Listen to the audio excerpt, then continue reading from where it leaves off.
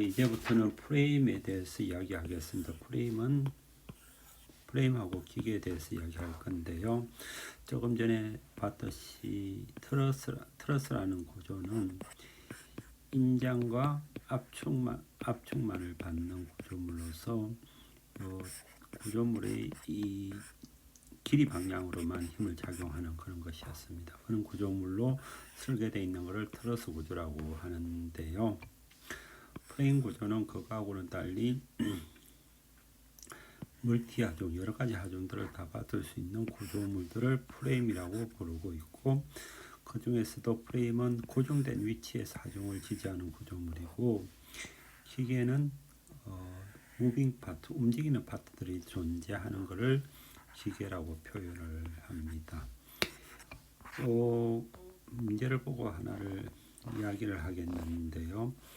아까 우리 트러스 문제하고는 달리 하중이 부재의 위쪽에 지금 작용하고 있죠. 이 문제를 한번 살펴보겠습니다. 문제를 읽어보면은 멤버가 A, C, E 이렇게 하나의 멤버가 이렇게 있고요. 그 다음에 B, C, D 이렇게 하나가 멤버 부재라고 합니다. 부재가 핀 C에 의해서 연결이 되어 있고, 그 다음에 링크 DE에 의해서 연결이 되어 있다. 이때의 하중이 이렇게 가해졌을 때에 포인트 C에서 B, C, D 부재의 빨간 색깔로 되어 있는 이 부재에 얼마의 힘을 가하고 있는지를 결정을 하라. 그 다음에 링크 DE에서의 힘을 구하라 라고 되어 있습니다. 그렇게 힘을 구해야 되는데요. 일단은 먼저 여기에 저 교과서에 있는 거 그대로 가지고 왔는데, 스트레티지 전략, 문제 푸는 전략을 보면 먼저 반력을 일단 구해라고 되어 있죠. 반력을 구해야지 뭐든지 할 수 있으니까 기본적으로 존재하고 있는 힘을 이렇게 구해야 됩니다. 힘을 구하면은 요건 롤러니까 롤러는 힘 한 방향으로밖에 작용을 하지 않기 때문에 이렇게 하나를 그리고, 핀이기 때문에 두 개를 그립니다. 핀은 모멘트를 받지 않기 때문에 이렇게 힘 두 개를 그립니다. 이거를 B, A의 X 방향, A의 Y 방향으로 하고, 모멘트를 가까이 미지의 힘을 구해야 되는데요. 여기가 힘이 두 개가 미지수가 두 개가 있기 때문에 먼저 NA 이퀄 0을 만들면은 B 곱하기 160은 480 곱하기 100 이렇게 되는 거죠. 이쪽에 대해서 이런 방향으로 돌아가는 힘이 작용을 하고, 180은 반대 방향으로 이렇게 돌아가는 힘이 작용해서 두 개가 같아야지 정적으로 평형을 이룬다 라고 할 수 있으니까 B 이퀄 480 곱하기 100분의 160을 하면은 B는 300이 됩니다. 300이 되고 플러스가 나오니까 이쪽 방향, 오른쪽 방향이 맞게 됩니다. 그 다음에 여기 AX라고 그랬는데, 그러면은 fx 이퀄 0이어야 되니까는 ax 이퀄 마이너스 300이 되죠. 여기 마이너스 300이 되니까는 결국은 ax는 이쪽 방향으로 300의 뉴턴만큼 작용을 하게 됩니다. 여기에 300이 이렇게 작용을 하게 되는 거고요. 300뉴턴. 그 다음에 ay는 시그마 fy 이퀄 제로이기 때문에 ay는 480뉴턴이 작용을 합니다. 이쪽 방향인 거죠. 그래서 요거 세 개를 일단은 다 구했습니다. 6-4번 문제인데요. 조금 전에 봤었던 반력을 구한 게 여기다 표시가 되어 있습니다. 표시가 되어 있으니까 여기 480, 여기 300뉴턴이 되고요. 이게 이쪽 방향으로 300뉴턴이 되고, AY 방향으로 480뉴턴이 됩니다. 이 상태에서 이제 문제를 풀기 위해서 좀 더 분해를 해야 되는데요. 문제는 뭐냐면은 지금 포인트 C하고 부재 링크 E하고 D가 B, C, T로 이루어진 이 멤버에 얼마의 힘을 가해지는가를 구해라고 되어 있으니까요. 그러면은 요 B, C, D에 해당되는 구조물을 따로 떼가지고 볼 필요가 있습니다. 일단 여기서 각도 하나를 알파를 보면은 이렇게 나온다는 걸 알 수 있고요. 그러면은 이 B, C, D라는 구조물의 부재를 따로 떼가지고 프리바디 다이어그램을 그리는데 어떤 식으로 그리면 좋을지에 대해 가지고 지금 몇 가지 예시를 들었습니다. 근데 여기서 일단 보면요, 어떤 것이 가장 좋을까요? 이게 C 포인트에서 핀으로 되어 있잖아요.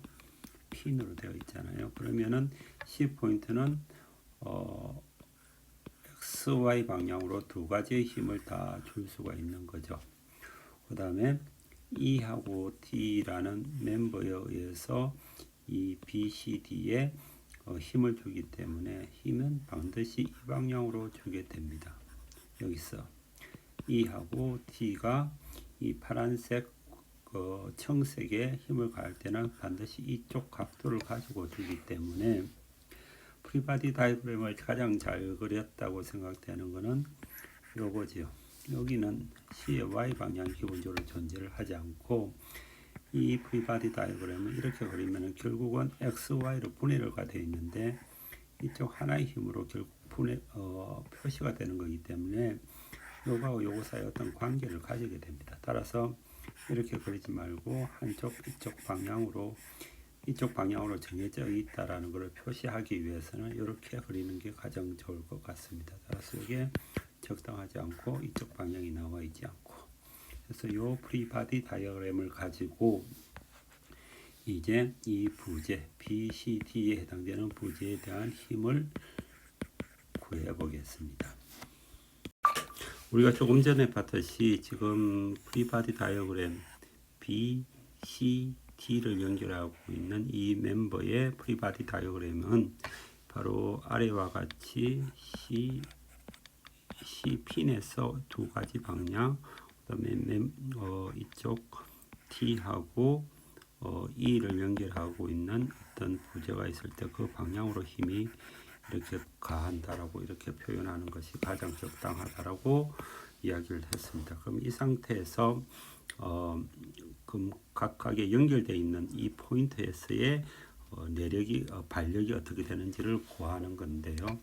그러면은 여기가 C 포인트에서는 여기 핀이라고 했죠. 핀이 있으면은 두 가지 방향으로 힘이 생기니까는 여기서 모멘트 이퀄 제로를 쓰면은 가장 적당할 겁니다. 그러면은 이게 하나의 힘만 미지수가 존재하는데 이 미지수를 구할 수 있고요.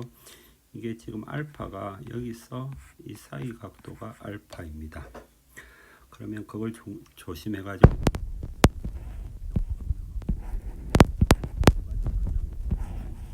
모멘트를 만들어내잖아요. FDE에다가 사인 방향이죠. 이 각도가 알파가 안쪽이니까는 사인 알파 곱하기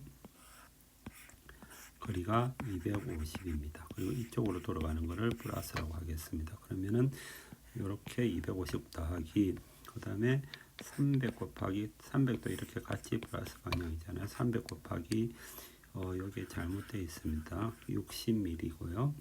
더하기 480 곱하기 100은 0이 되니까는 FDE를 구하면은 마이너스 561이 나옵니다. 여기서 마이너스 561이 나왔다는 것의 의미는 뭐냐면은 실제로는 힘이 이렇게 561뉴턴이 작용을 하고 있다는 말이잖아요. 그러면은 여기서 연결되어 있는 게 부재가 D하고 E의 부재가 연결되어 있죠. 이 포인트에서 위쪽으로 561이 가니까는 여기는 아래쪽으로 561뉴턴이 있어야지 두 힘이 포인트에서 요 포인트에서 힘이 없어지니까는 그러면은 이 부재는 요 부재 DE는 압축을 받는 거죠. 여기가 압축을 받습니다. 그래서 컴프레션이라고 하고 여기서 지금 C라고 표시가 되어 있습니다. 그러니까 A 방향에서는 마이너스지만은 이 부재가 받는 거는 압축 방향을 받는다라는 것을 명확하게 알고 있어야 됩니다. 이 상태에서 지금 이제 이게 구해졌으니까는 여기에 구해졌으니까는 fx 이꼴0 fy 이꼴0 요거 두 개를 적용을 하면은 이 미지수 cx하고 cy를 구할 수가 있습니다. 먼저 x 방향을 구하면은 cx 마이너스 de의 f de의 코사인 알파죠. 코사인 알파 하고 이쪽 300은 오른쪽 방향이니까 300 이꼴 제로. 따라서 cx 값을 구할 수가 있습니다. cx 값이 마이너스 값이 나오네요. 그 다음에 y 방향으로도 구하면은 y 방향은 cy 마이너스 지금 이 상태에서 구하면은 fde의 사인 알파죠. 각도가 여기가 알파가 됩니다. 여기가 알파가 되기 때문에 사인 알파에다가 여기 또 다시 마이너스 480 이꼴 제로가 되고 여기다가 마이너스 요 값을 대입을 하면은 CY가 나옵니다. 그때 CY가 216이 나옵니다. 따라서 우리가 지금 구하고자 하는 것의 다 풀었는데요. C포인트 P에서 이 부재 BCD에 가해주는 힘은 이렇게 두 개가 있다는 걸 알게 되었고요. 그 다음에 이 부재 D하고 E 사이에 가해지는 부재는 이는 힘이 가해지고 이 부재 자체에는 컴프레션을 받는다라는 것을 알 수가 있었습니다. 지금 그 상태에서 이 밑부분은 뭐냐면 체크를 한번 해보자라는 의미인데요. 그 힘을 그대로 가져와 가지고 지금 또 다른 부재가 있었잖아요. ACE에 해당되는 부재가 있으면은 그 부재에 대해 가지고 모멘트가 제로가 성립을 하는지를 다 대입을 해서 해보니까 제로가 나오더라 라는 이야기입니다. 결국은 지금 정력학에서 우리가 계속 일괄되게 하는 것은 뭐냐면은 힘의 평형을 계속 사용을 합니다. 힘의 평형. 정력학이라는 것은 움직이지 않는 거잖아요. 움직임이 없는 거잖아요. 움직임이 없기 때문에 힘의 평형이 성립을 하고 평형이 성립하기 때문에 저 2차원 표면에서는 모멘트 Z 방향은 제로, 힘의 X 성분은 제로, 힘의 FY 성분은 제로. 이거 하나만 사실 일괄되게 계속 사용을 하고 있습니다. 그리고 이게 제일 첫 번째 사용을 했을 때는 어디에 사용을 했냐면은 우리가 이 전체 시스템에 대해 가지고 평형 방정식을 사용을 해서 이 전체 시스템 외부에 작용하고 있는 이 반력을 구해냈고 그 다음에 이 내부에 해당되는 이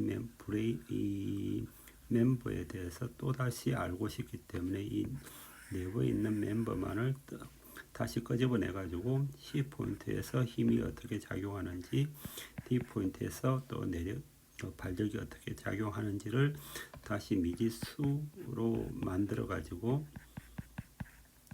미지수를 이렇게 만들어 가지고 또 동일하게 이퀄 제로 fx 이퀄 제로 시그마 fy 이퀄 제로 또다시 힘의 평형 방정식을 구해서 이 각각을 구했습니다.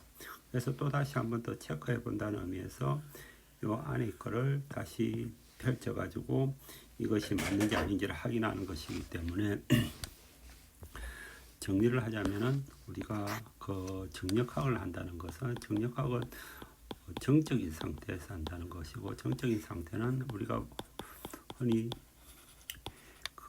요게 뉴턴 법칙이잖아요. 뉴턴 법칙에서 요게 제로가 되는 겁니다. 제로가 되기 때문에 항상 평형이 성립하는 거고, 평형이 성립하는데 요것만 있는 게 아니라 모멘트도 제로해야 되잖아요. 원래는 그 동력학에서는 모멘트가 이런 식으로 되는데 이게 돌아가지 않고 제로가 되기 때문에 힘이 제로, 모멘트가 제로다 라는 것만 항상 생각을 하고, 여러 가지 우리가 다루고 있는 인공물, 우리는 그 자연계의 시스템을 다루기보다 공대생들은 인공물을 다룹니다. 이것을 계속 풀어보는 거라고 생각을 하면 됩니다. 그리고 이렇게 풀어보면서 우리가 이제 어떤 디자인을 할 때는 이렇게 반대로 인공물 자체를 만드는 연습들을 이제 나중에 하게 될 건데요. 지금은 만들어져 있는 인공물들이 어떤 식으로 힘이 작용하고 있는지 그런 것들을 계속 분석하는 작업이고, 중력학은 일괄되게 요거 하나만 있으면 된다. 따라서 연습이 오히려 더 많이 필요하다라는 이야기를 하고 싶습니다. 메리암에 있는 책을 하나를 더 보겠습니다. 프레임에 대한 메리암 책에 있는 예제인데요. 요런 구조물이 있습니다. 이 구조물이 있을 때에 그 각 멤버 사이에 멤버 사이에 A, B, C, D, F, E, F가 있는데 이 사이에서 작용하는 모든 힘들을 구하라는 게 이 문제인데요. 여기서 첫 번째 우리가 해야 될 거는 조금 전에 했었던 거하고 동일하게 전체 시스템에 해당되는 것에 반력을 구하는 겁니다. 여기는 롤러이기 때문에 힘이 하나만 작용한다라고 이렇게 표현을 할 수 있고요. 여기는 핀이기 때문에 뭐 이렇게 두 개를 작용을 합니다. 그 다음에 그 모멘트, 여기서 여기가 미지수가 두 개이기 때문에 모멘트 A, 모멘트 MA 이퀄 제로라는 것을 사용을 하는데, 여기가 중력이 하나가 작용하잖아요. 400kg의 G값 9.81을 하는 중력이 하나가 이렇게 작용을 합니다. 근데 여기서 여러분들 헷갈리면 안 되는 게, 중력을 작용한다고 해서 이 중력이 텐션으로 연결돼서 이렇게 힘이 하나가 작용돼서 여기서 팔 길이를 구하면 안 되는데요. 만약 이런 식으로 한다고 하면은 이것도 다 사실은 다 해야 되잖아요. 그러니까는 우리가 전체 시스템에 대해서 이 전체 시스템에서 반력을 구할 때는 이 전체 시스템 자체를 봐야 됩니다. 안에 내부적인 거를 다 보는 게 아니라, 내부적인 거는 서로 이 사이에서 서로 캔슬 아웃이 계속 되잖아요. 그래서 이 반력을 이렇게 그리고 힘이 구해지는 게 요걸 하나가 딱 그려집니다. 이 상태에서 이거와 이거를 구할 수가 있거든요. 그거를 구하고 난 다음에 이게 구해졌으니까는 이제 각각의 이 멤버 하나에 대해서 또 다시 뜯어가지고 구하면서 각각의 요 연결되어 있는 구조물에 이 문제인데요. 이런 실수들을 하면은 안 된다는 것을 이야기를 하고자 해서 이걸 보여드리는 겁니다. 텐션이 이 줄이 연결되어 있다고 해가지고 이쪽으로 가면 안 되고요. 만약 이게 간다면 전부 다 이쪽이 다 뜯어져야 되잖아요. 그래서 전체 시스템을 생각하고 그 시스템 속에서의 반력을 그리고 작용하는 힘을 하나를 그려가지고 이렇게 프리바디 다이어그램을 그려서 반력을 구하고 각각에 대해서 뜯어가지고 여러 가지 복잡한 계산을 해서 각각의 멤버가 가지고 있는 힘을 구한다라는 게 이 예제의 핵심인 것 같습니다. 그러면 마지막으로 기계에 해당되는 부분을 보겠습니다.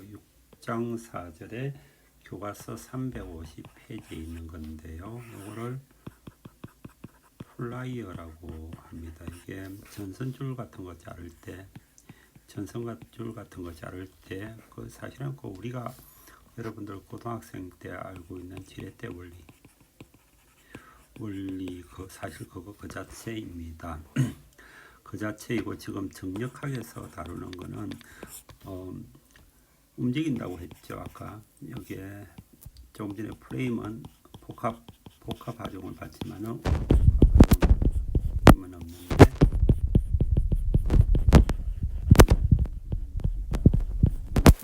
정력학에서 다루는 거는 이 움직임이 굉장히 느리고 느려서 그 다음에 관성 자체를 생각할 필요 없다. 따라서 그대로 이게 성립하는 전제 내에서 그냥 움직인다라는 표현입니다. 굉장히 천천히 움직이는 거죠. 여기에 전선줄이 있고 이 상태에서 P로서 압력을 이렇게 힘을 가합니다. 힘을 가하면은 이 전선줄 자체에 어떤 힘이 가해지고 있는 거잖아요. 이런 Q가 가해지면은 반대 방향으로 여기서 전선줄에서 이 플라이어에는 반대 방향으로 힘을 가해주는 거고, 요 힘이 존재하는 상태에서 P하고 Q 사이에 관계를 구하는 겁니다. 그러면은 요 하나를 떼어내 가지고 있으면은 플라이어 안에 이렇게 핀이 있고, 핀 자체에 AX, AY 방향으로 발력이 존재를 하고, 발력 자체에 대해서 모멘트는 제로다. A에서 모멘트는 제로다. 왜냐하면 요거의 미지수는 모르기 때문에 A에서 모멘트를 제로로 하면은 P와 Q의 관계를 구할 수가 있습니다. 따라서 P 곱하기 A는 Q 곱하기 B다. 왜냐하면은 정적으로 평형하기 때문에. 지금 동력학을 하는 것이 아니라 정력학을 하기 때문에 이게 굉장히 천천히 움직여서 F 이퀄 MA에서 A가 지금 제로인 상태입니다. 따라서 모멘트가 제로이고, 동력학은 이거죠. M 이퀄 I 알파도 있는데 이것도 돌아가는 속도가 굉장히 느리기 때문에 제로다. 따라서 이런 식으로 해서 관계를 구할 수 있고, Q는 B분의 A의 Q다. 따라서 이게 파리 길이가, 요 길이가 늘어나면 늘어날수록 P 힘이 작더라도 Q를 크게 만들어서 전선줄을 자르낼 수 있다. 뭐 그런 의미입니다.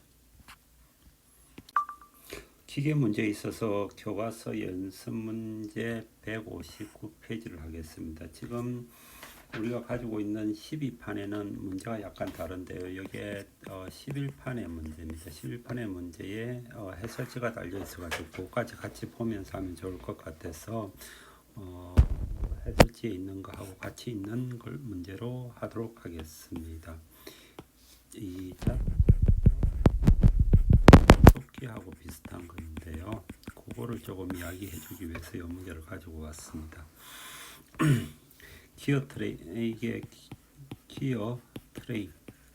기어 열이라고 그러고요. 만약에 여기 엔진이 있다고 합시다. 엔진이 있어가지고 엔진이 이렇게 돌아갑니다. 이렇게 돌아가서 30Nm를 만드는데요. 여기서 잠깐만 그 모멘트하고 여러분 토크라는 말을 많이 들어봤을 겁니다.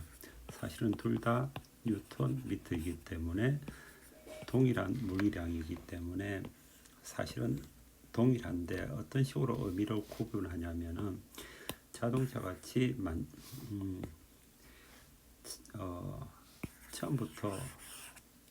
처음부터 이렇게 토크로서 힘이 축 방향으로 어떤 힘이 이렇게 모멘트가 왔을 때 이거를 그냥 보통 토크라는 용어로 많이 사용을 합니다.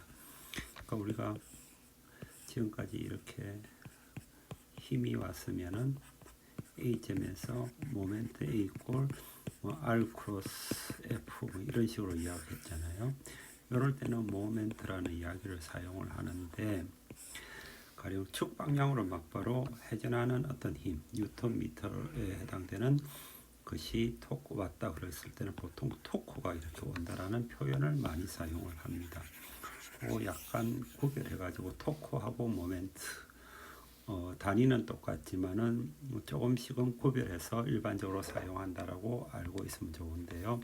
여기서는 M0라고 했지만은 토크라는 용어를 사용하겠습니다. 자동차에서도 일반적으로 토크라는 용어를 많이 사용을 하고 기사 읽으면 토크라는 말이 나오는데, 이렇게 30Nm로 이쪽 방향으로 오는 모멘트를 토크라고 표현을 하겠습니다. 그럼 30Nm가 오면은 미터가 왔을 때 이쪽으로 나가는 기어가 이렇게 돌아가잖아요. 기어가 이렇게 돌아가면은 이렇게 돌아가기 때문에 이거는 이쪽 방향으로 돌아가게 됩니다. 그러면 이 모멘트가 생기는데요. 모멘트가 어떻게 되는지에 대해서 이야기를 계산을 하는 문제입니다. 계산하는 문제인데요. 기본적으로는 우리가 정력학을 하기 때문에 가속도니 그런 거는 없습니다. 따라서 정적으로 생각을 하면 됩니다. 여기 기어 트레인을 이렇게 표현을 해놨습니다. 이 기어는 이렇게 표현을 해놨고요. 그러면은 여기 30Nm라는 토크가 가해지면은 이게 이쪽 방향으로 돌아가잖아요. 그럼 지차가 이렇게 몰려 있으니까는 이쪽에 지차가 몰려 있을까? 이래 지차가 몰려 있으면 이쪽 왼쪽에 있는 지차는 잠깐만요. 이렇게 몰려 있고 이렇게 몰려 있는데 이 사이에 사실은 이렇게 지차가 있고 오른쪽에는 이런 지차가 존재를 할 겁니다. 그러면은 이렇게 방향으로 돌면은 왼쪽에 있는 지차는 오른쪽에 대해서 위로 올라가는 힘으로 밀어줄 거고 오른쪽에 있는 지차는 왼쪽을 향해서 이렇게 밑으로 내려가게 밀어줄 겁니다. 그렇게 하기 때문에 표시를 여기다가 이렇게 표시가 힘이 이렇게 표시가 되어 있습니다. 오른쪽 지차는 왼쪽 지차가 오른쪽 지차를 위로 올리는 방향으로 해서 이렇게 되고 이 두 힘은 서로 힘의 크기는 같고 방향은 반대인 상태가 됩니다. 그러면은 여기서 정적으로 성립을 해야 되기 때문에 30Nm라는 토크로 이렇게 돌아왔을 때 오른쪽에 있는 지차가 왼쪽에 밀어주기 때문에 생기는 힘 때문에 요 J가 생기고 요 중간에 이거 지금 베어링이 있잖아요. 이렇게 받쳐주고 있으니까 핀이 존재를 합니다. 핀이 이렇게 힘이 존재를 하는데 이 힘은 알 수가 없지만은 모멘트 mg 이퀄 제로를 쓰면은 J 값을 구할 수 있죠. 30N 마이너스 J 곱하기 0.035 길이죠. 하면은 J는 100N이라 J는 1000N이 나옵니다. 반대로 오른쪽의 지차를 보면은 J가 1000N으로 이제는 이렇게 밀어주잖아요. 작은 지차가 큰 지차에 대해서 위로 지금 밀어주는 힘이 발생을 하기 때문에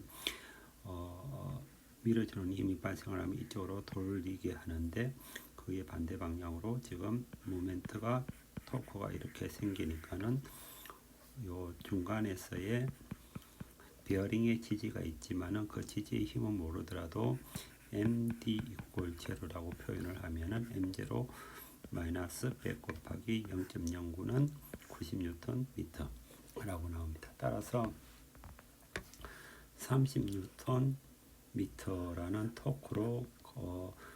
토크를 가했을 때의 출력은 어떻게 되냐면은 90Nm라고 지금 됩니다.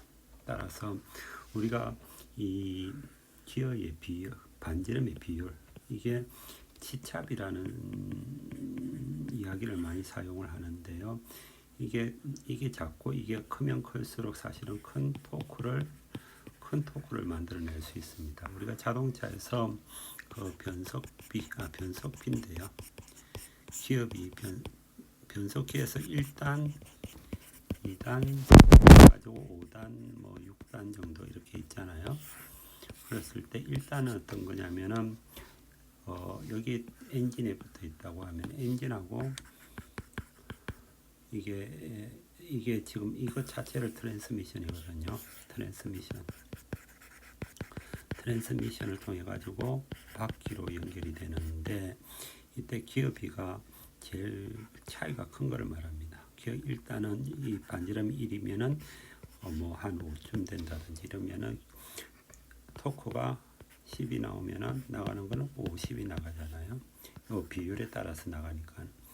그 대신에 이게 한 바퀴 돌 때 이거는 5분의 1 바퀴밖에 안 돕니다. 그래서 속도는 느리죠.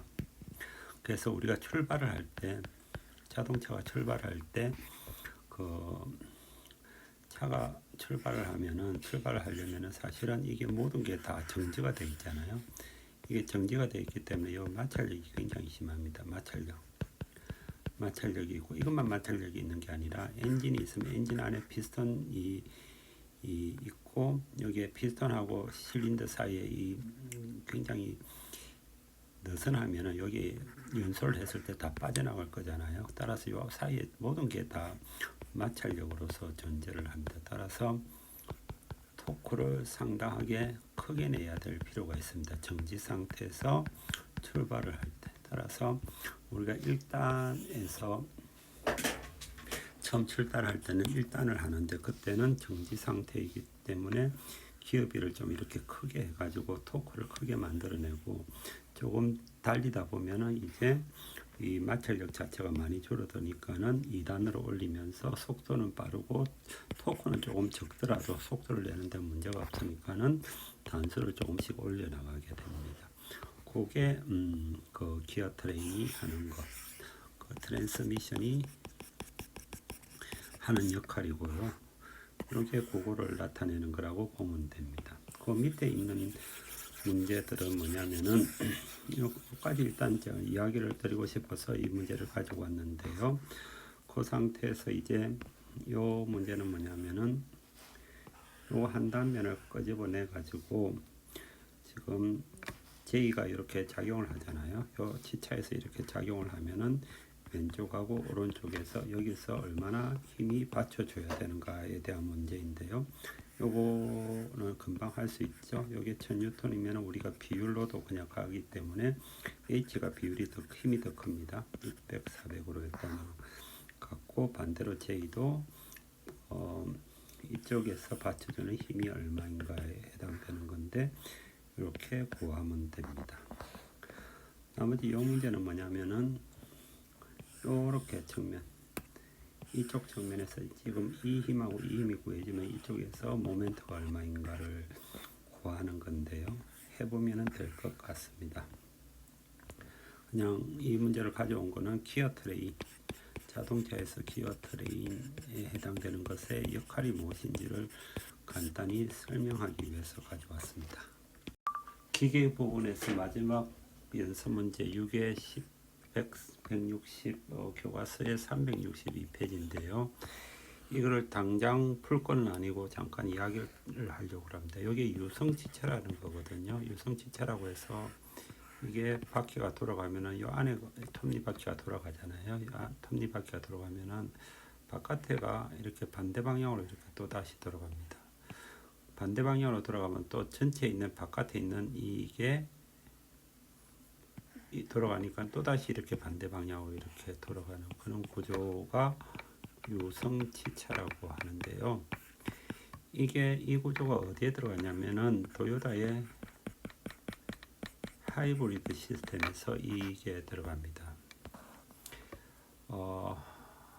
이게 엔진이고요. 이게 조금 전에 말했던 유성치차입니다. 유성치차가 있고, 유성치차가 있으면 여기 바퀴가 돌아가면은 바깥에 하나가 또 이런 식으로 돌아가고 또 반대 방향으로 돌아가고, 그래서 이거를 태양이라고 해서 중간에 있다고 해서 기어고, 유성이라는 게 뭐냐면 태양을 중심으로 해서 돌아가는 것을 유성이니까는 유성기어라고, 바깥에 링기어가 있는 그런 구조입니다. 그래서 엔진이 있고 유성기어 양쪽으로 모터 하나, 모터 두 개가 있는 그런 구조를 토요타 하이브리드 시스템이 있고요. 이게 토요타 특허이기 때문에 하이브리드 시스템은 토요타가 처음 만들었고, 현대차하고 혼다가 뒤따라가면서 하이브리드 시스템을 만들었는데 이 방식이 아니라 다른 방식으로 하고 있습니다. 그래서 이 구조에 대해서 약간 흥미롭게 봐야 되는데요. 최근에 나온 기사인데요. 그 토요타 하이브리드 아카데미라는 게 있다고 하더라고요. 하이브리드 아카데미가 어디에 있냐면은 성수동에 있다고 합니다. 지금 하이브리드 판매가 전년 동기 대비 20.3%에서 33%로 올랐고, 하이브리드 아카데미, 한국 토요타 트레이닝 센터라는 게 서울 성수동에 있는데, 아마 여기서 그 서비스 센터에서 일하는 사람들이 여기 와가지고 여러 가지 교육을 받는 그런 공간인 것 같습니다. 이야기하려고 하는 거는 우리가 지금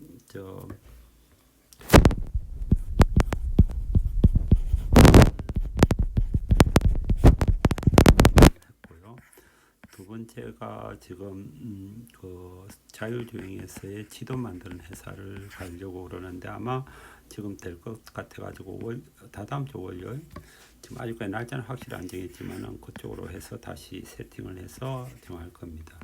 그리고 세 번째, 네 번째가 컨트롤 윅스라는 데고 여기는 연세대학교 박사학위 나오신 분이 하는 데고 컨트롤 웍스라는 데는 또 한양대학교에서 박사학위 하신 분이 하는 스타트업이 있습니다. 여기가 있고 네 번째로 여기에 성수동에 있는 도요타 하이브리드 아카데미에서 요런 구조 같은 거를 듣고 이야기 들으면 어떨까 하는 생각에서 혹시 관심이 있으면은 나중에 이야기해달라는 의미에서 그거를 갔다 오고 난 다음에 요거 설명하면 어떨까 생각이 됩니다. 하이브리드 시스템도 꽤 중요하고 그러니까 정력학 문제를 풀지만은 여러분들이 정력학을 풀지만은 정력학이 나오는 여러 가지 기계들이 있잖아요. 그 기계들이 실제로 어느 제품에 사용되는지도 조금씩 보면서 여러분들의 지식을 넓혀가는 것이 좋을 것 같아서요. 요거 관심 있으면 한번 나도 추진을 해볼까 합니다. 이상 이걸로 해서 6장을 조금 빠른 스피드로 6장을 좀 빠른 스피드로 마쳤고요. 6장에 만약 시험을 내면 어려운 문제는 안 낼 거고 여기에 해당되는 문제 그러니까는 트러스 문제에서 대충 트러스가 한 3개, 4개 정도 있을 때 문제는 한 번 정도 내볼 필요가 있을 것 같습니다. 그래서 간단하게 요 정도를 반복해서 연습하는 것을 해보면 좋을 것 같아요. 요 정도를 반복해서 연습하면 좋을 것 같고요. 기계 문제 예제는 나중에 만약에 문제를 내면은 여러분에게 한번 이야기를 드릴 수 있도록 하겠습니다. 그러니까 제가 기말고사는 중간고사보다도 좀 더 정밀하게 어떤 문제가 나올지를 이야기를 드릴 테니까는 그것들 중심으로 해가지고 반복해서 학습을 해주길 바랍니다. 이상으로 9주차의 6장 수업을 마치겠습니다.